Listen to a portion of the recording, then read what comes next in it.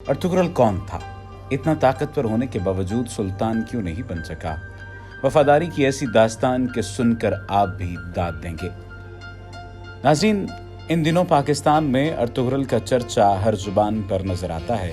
PTV पर चलने वाले ड्रामे की वजह से पाकिस्तानी अर्तुगरुल से काफ़ी मानूस हो चुके हैं।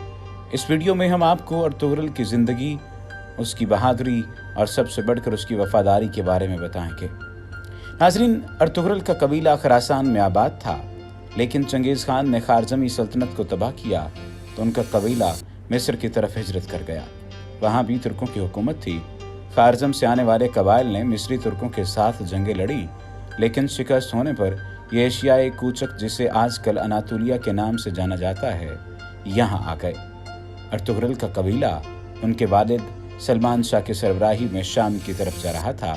जब वो दरियाए फरात अबूर करने लगे तो सलमान शाह उसमें डूबकर मारा गया। वालिद के इंतकाल के बाद कबीले की सरबराही अर्तुगरुल के हिस्से में आई, जो अपने बचे खुचे साथियों के साथ एशियाई कूचक की तरफ रवाना हुआ।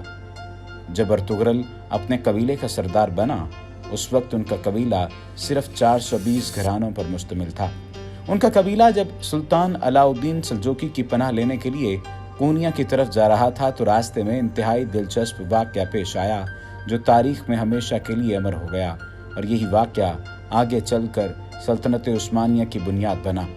हुआ कुछ यूँ कि अर्तुगरुल का कबीला जब कोनिया जा रहा था तो रास्ते में अंगूरा के करीब अर्तुगरुल को 2 फौजें लड़ती हुई नजर आईं। वो दोनों फौजों से वाकिफ नहीं था, लेकिन उसने कमज़ोर फौज की मदद का फैसला किया। उसने अपने साथ 400 सवार लिए और जंग के मैदान में कूद पड़ा और कमज़ोर फौज के शाना बशाना लड़ने लगा। अर्तुगरुल ने मैदान में ऐसी जांबाजी दिखाई कि मुखालिफ फौज मैदान छोड़कर भाग गई।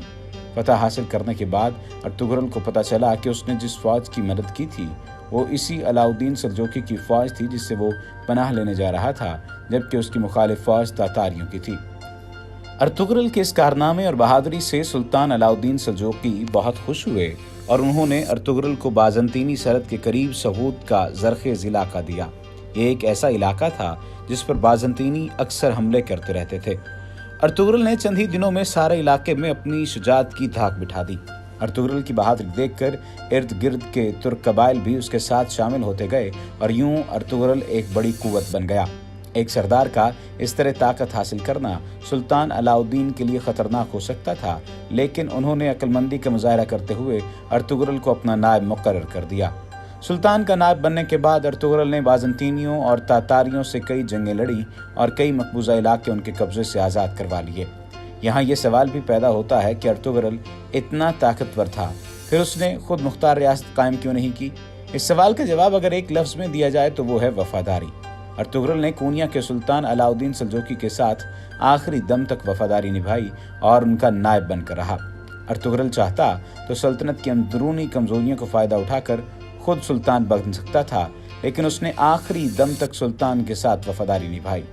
बाद में सल्तनत उस्मानिया की बुनियाद रखने वाले उस्मान खान अव्वल ने भी अपने बाप अर्तुगरुल की तरह कोनिया के सुल्तान के साथ वफादारी निभाई और अपनी फतूहात के जरिए अपनी खुद की शान बढ़ाने की बजाय अपने सुल्तान की इज्जत में इजाफा किया। उस्मान खान अव्वल कब बादशाह बना और उसने किस तरह सल्तनत उस्मानिया की बुनियाद रखी, ये कहानी किसी और वक्त आपको सुनाएंगे। लेकिन इससे पहले हम आपको एक और दिलचस्प बात भी बता देते हैं।